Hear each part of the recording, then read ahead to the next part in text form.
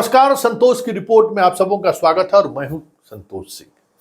और आज हम संतोष की रिपोर्ट में एक ऐसी एक्सक्लूसिव खबर दिखाने जा रहे हैं बिहार के संदर्भ में, जो देखकर आप सोच में पड़ जाएंगे कि आखिर इस देश की डेमोक्रेसी जा कहां रही है, या फिर इस देश की डेमोक्रेसी का मूल आत्मा कैसे बदल रहा है।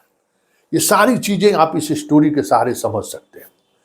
कैसे पार्टी सिस्टम, कार्यकर्ता, नेता का महत्व एक रणनीति के तहत कम किया जा रहा है, और सब कुछ अब ब्यूरोक्रेसी के सहारे। सत्ता और सरकार तो पहले चलती ही थी, अब पार्टी और पार्टी का कार्यक्रम भी चलाने की कोशिश अब ब्यूरोक्रेटिक तरीके से ही नहीं, ब्यूरोक्रेसी के सहारे ही चलाने की एक नई पद्धति जन्म ली है।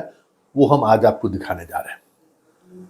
आप हैरान होंगे, लेकिन चीजों को समझिए कि आपके आसपास हो क्या रहा है, और जो हो रहा है उसके पीछे सरकार की मंशा क्या है। क्योंकि जब तक ये आप नहीं समझेंगे तब तक आप चीजों को नहीं समझ पाइएगा। देखिए, इन दिनों बिहार के तमाम 75,000 से अधिक स्कूलों में 3 तरह का कार्यक्रम चल रहा है। एक कार्यक्रम चल रहा है प्रवेश उत्सव, बच्चों का नामांकन हो रहा है। उस नामांकन प्रक्रिया का नाम रखा गया है प्रवेश उत्सव। और जिन बच्चों का एडमिशन होना है, उन बच्चों के माँ पिताजी स्कूल में आएंगे, उनके लिए सारी व्यवस्थाएं रखी गई है, नाश्ता पानी से लेके सब कुछ। और उन्हें एडमिशन के साथ ही बैग, किताब, पेंट करने वाला सामग्री सब कुछ दिया जा रहा है, और बताया जा रहा है कि आपके लिए सरकार क्या क्या कर रही है, क्या क्या करने वाली है। मध्याह्न भोजन से लेके, मुफ्त किताब से लेके, मुफ्त पेंसिल से लेके, छात्रवृत्ति से लेके, कपड़ा, साइकिल, मतलब जितनी योजनाएं हैं सरकार की, वो सारी योजनाएं जो नए प्रवेश कर रहे हैं बच्चे, उनके गार्जियन को बताया जा रहा है। और इस कार्यक्रम में पॉलिटिकल पार्टी के भी नेता को विशेष तौर पर आमंत्रित किया जाए, ये भी ख्याल रखा जा रहा है। और इन सब के आर में दिखाने के लिए है कि हम मतदाता का जागरूकता अभियान भी चला रहे हैं। अब आप प्रवेश उत्सव के दौरान आप मतदाता जागरूकता के अभियान की भी बात कर रहे हैं। जरा इस तकनीक को समझिए कि सरकार की सारी योजनाओं का बताया जा रहा है जो आपको मिलने वाली है, और जो साथ में दे भी रहे हैं, बैग दे रहे हैं, पेंटिंग किट्स दे रहे हैं, सब कुछ दे रहे हैं। आए हुए महिला पुरुष अभिभावकों, गार्जियन को नाश्ता पानी की व्यवस्था से लेकर सब कुछ है।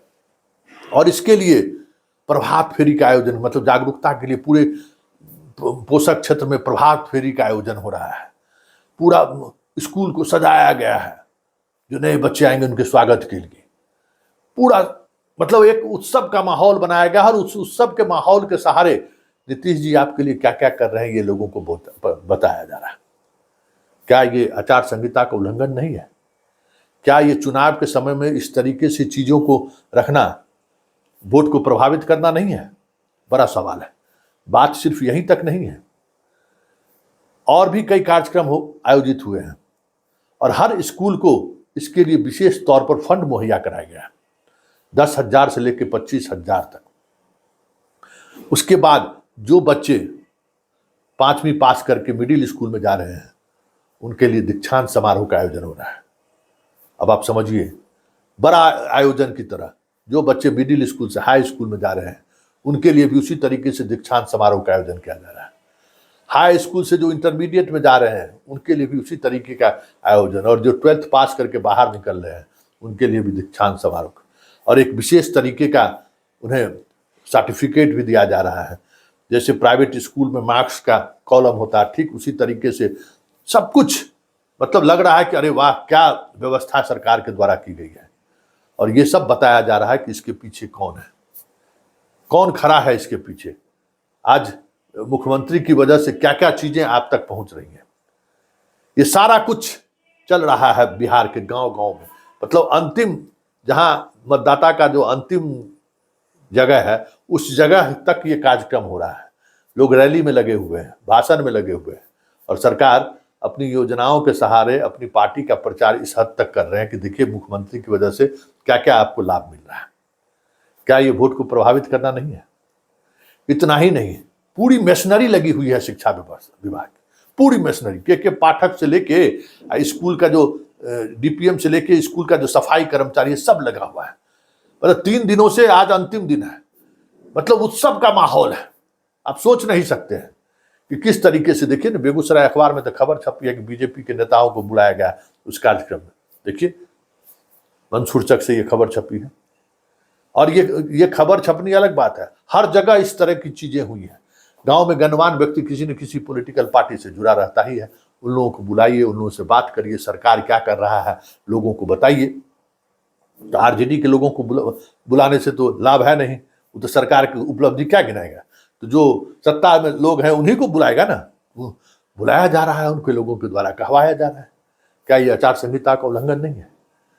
यही क्या ये चुनाव प्रभावित करना नहीं है कि अभी आप जो बच्चों के बीच जो सामग्री वितरण कर रहे हैं, वो वितरण क्या है? वोट को प्रभावित करना नहीं है? ये सीधा सीधा सवाल है। लेकिन इन सवालों के सहारे जो जिन चीज़ों को समझना है कि देखिए, अब डेमोक्रेसी में वोट को प्रभावित करने के लिए सरकार और सत्ता किस तरीके का दिमाग इस्तेमाल करता है, किस हद तक दिमाग इस्तेमाल करता है। अब कार्यकर्ता की जरूरत क्या है? कोई भी कार्यकर्ता इतना ग्रास रूटेड पहुंच सकता है क्या? नहीं पहुंच सकता है। सरकार अपनी बातों को पहुंचाने के लिए देख लीजिए, इसलिए नीतीश निश्चिंत है, काहे घूमने जाएंगे। प्रधानमंत्री की रैली में आए गए, कुछ बोलना कुछ बोल दिए, कुछ प्रणामों करके चल दिए, चर्चा हो रही है, लेकिन उनका काम उनका ब्यूरोक्रेसी कर रहा है। तो ये जो काम करने का जो एक नया तरीका सामने आया है कि चुनाव के दौरान भी कैसे सरकार का प्रचार प्रसार आखिरी व्यक्ति तक पहुंचे, इसकी जो तैयारी है, यही किस स्तर पर तैयारी है ये समझिए कि अभी के दौर में ये सब चीजें हो रही है। मान लीजिए इतना सामग्री लेके बच्चा घर जाएगा, इस तरीके से घर स्कूल में आए हुए अभिभावकों को पूरा सब कुछ नाश्ता पानी सब कुछ व्यवस्था है, एकदम उत्सव का माहौल है। किसने ये किया है? ये सब कुछ तो नीतीश जी की बदौलत ही हो रहा है ना। यही समझने की जरूरत है कि कैसे अब सत्ता वोट को प्रभावित करने के लिए किस स्तर पर काम करती है। ये तो हम आपको एक वानगी दिखाए हैं, और बहुत सारी चीजें हैं।